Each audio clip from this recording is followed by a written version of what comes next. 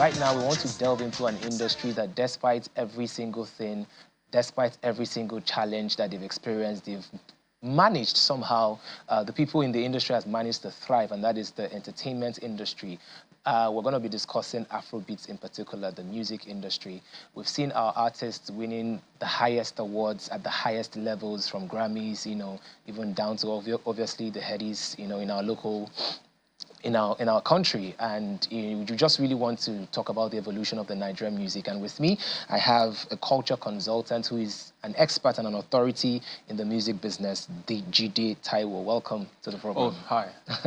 Thanks for having me. All right. So, good to be here. Yes. Let's talk about Afrobeats. I'm just going to jump heads in. Yeah, yes. You've seen so much growth in such a short time, and it's almost unbelievable. In fact, Afrobeats is considered African music, and of course it originated from this country.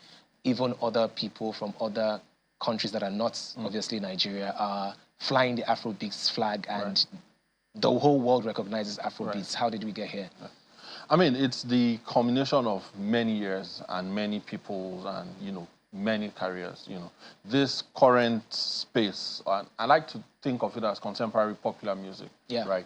When D'banj or Two-Face were making music, they still make music, but, when they were at their peak, their music wasn't necessarily called Afrobeats, right? So this Afrobeats era that we're in now is a result of many years of people, as far back as the mid-90s, folks like Kenny Ogungbe, who used their TV platform to give voice to an emerging generation of Nigerian, youngsters who wanted to make music. So now that you have this global acclaim that Afrobeat is enjoying now, it's important to also remember that it's a result, it's an evolution. This is the latest evolution of that thing we've been doing for many years. But it's heartwarming, and like you mentioned in your remarks, despite whatever is going on in Nigeria, the entertainment, the music, the film, entertainment in general, the culture scene in general, appears to always be that thing that Nigerians can lean on, whether for good or for bad. If you're upset, you listen to music. If you're happy,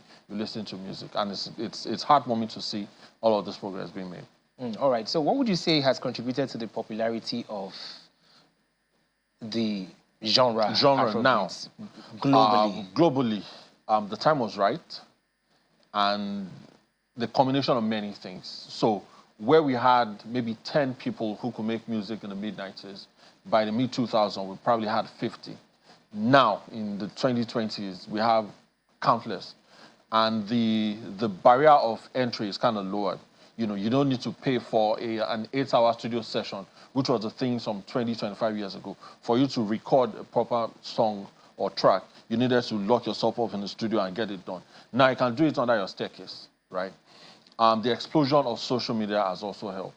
But most importantly is the relentless Nigerian spirit. There's something about us that just gives us that drive.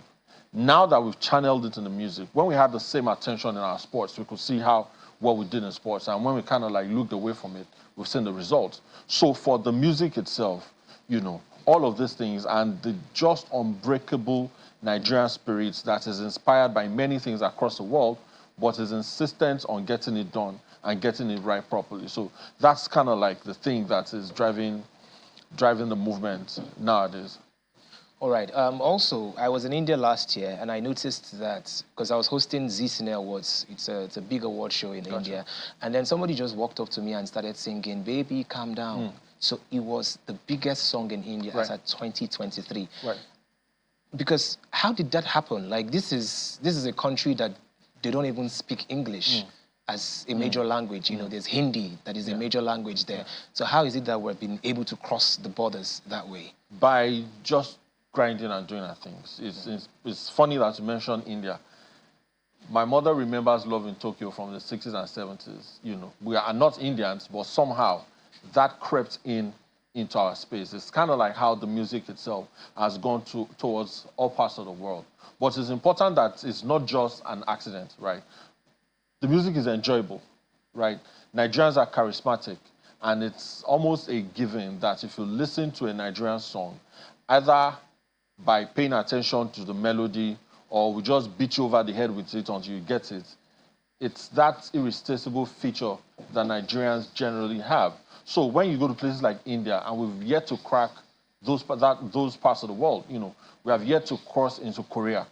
It's unimaginable what awaits us when we're able to make all of this, you know, inroads into places apart from the US and Europe. All right. Now there's an ongoing conversation that as much as we're happy with the growth of Afrobeats, that we're losing our structure in terms of we're losing the power to own our catalog, as most of our big artists are being bought over by the Universal Musics. And so practically we enjoy the benefits of being global, but some heavyweights in the Western world are claiming ownerships to our catalog and our music, which will be a problem in the future. What are your thoughts on that? I mean, it just means that we have to put our money where our mouth is, or put our monies where our dancing shoes are, right? I mean, if I'm a Universal and I've invested X million of dollars in artists A, B, C, D, right? Of course, I want to own that. What that just means is that the music industry itself, you know, now in Nigeria, Nigerians have to build something that is worth staying at home for, right? I mean, if all of these majors own all of this publishing, and I was in a conversation a couple of days ago, the biggest artists in Nigeria, their catalogs are owned by foreign entities, right? But that means that there's an opportunity for local investors. Yes, we've tried. It's kind of like how it says in the Bible, hitherto we have gotten this far, right? We've built it up until this point. To scale, we need to make commensurate investments, you know, as the Universals, the Empires, the Def Jams, all of these people are doing. Otherwise, we'll see what happened in the 90s. At some point, all of these majors, Sony, Philips, all of them just upped and left, right? And then that gave birth to the Kennys, the Dove Records, all of them. That's what we need to build in the second phase of Afrobeat. So it's crucial that people in business, it's crucial that people in government that can make policies look at entertainment as important as the oil sector, for instance, because it's creative. It's a creative industry, and we've seen how much it can generate. The Taylor Swift concert tour in the UK was said to have added about 200-300 million to the London economy. Those are things that are mind-blowing if you see it happening abroad, but those are things that can happen here. When we say we are doing Afrobeat to the world and we are selling out the O2s, yeah, but of what benefit is it to me if I'm just an up-and-comer in Ketu, for instance? Yeah. You know, if I'm a hotelier in Surulere, if somebody sells out the O2, how does that add value to me? So those are things that we need to build to ensure that while this Afrobeat is to the world, the gaze should be looking internally, not just external. Because at the end of the day, the world is a fickle place. If we don't deliberately own this now, the momentum will shift, the world moves on to something else. It's happened with reggae. It's happened with reggaeton. K-pop is in this place now. So it's important that now that we have the attention of the world, we use Afrobeats as a tool to build something more lasting for all of us. You know, speaking about Afrobeats shifting and the attention shifting, Tyler was at the VMA and she actually won the category for Afrobeats. Right. And then she made a statement that, yes, there are different genres, there are different kinds of music in Africa that she represents Amapiano. Right. What do you think of that? I mean, I can't hold anything against Tyler.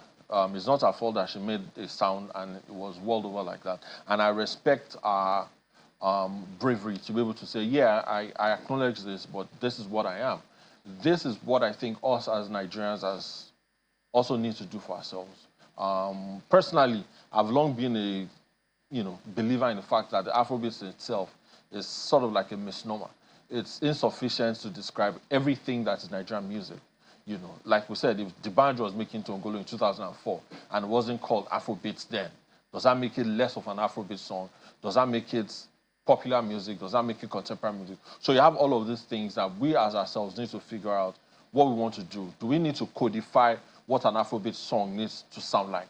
If you listen to heavy metal, right, or rock or country music, there are elements that are consistent in the development of these sounds. Do we need to invent or codify something that make it qualify as Afrobeat so that if Drake makes an Afrobeat song, it doesn't make Drake less of a rapper, right? So if Fireboy makes an Arabic song. Is it R&B? Is it Afrobeat? Those are elements that we also by ourselves need to figure out and fashion up ourselves. All right. Let me just have your final thoughts on what the future of Afrobeat is. It's never been brighter.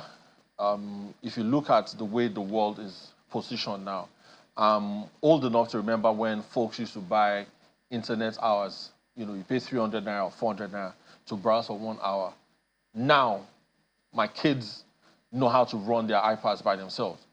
With the benefit of technology, there's no limits to what our music industry, our entertainment industry, our culture industry can do. So yes, with the benefit of all of these things and the right resources, I mean, we are reaching $1 billion. All right. Thank you very much, Dijide Taiwo, and I hope that we'll be able to have as much percentage as possible from $1 billion. It's important. Thank you so much for coming on the program. Thanks for having me.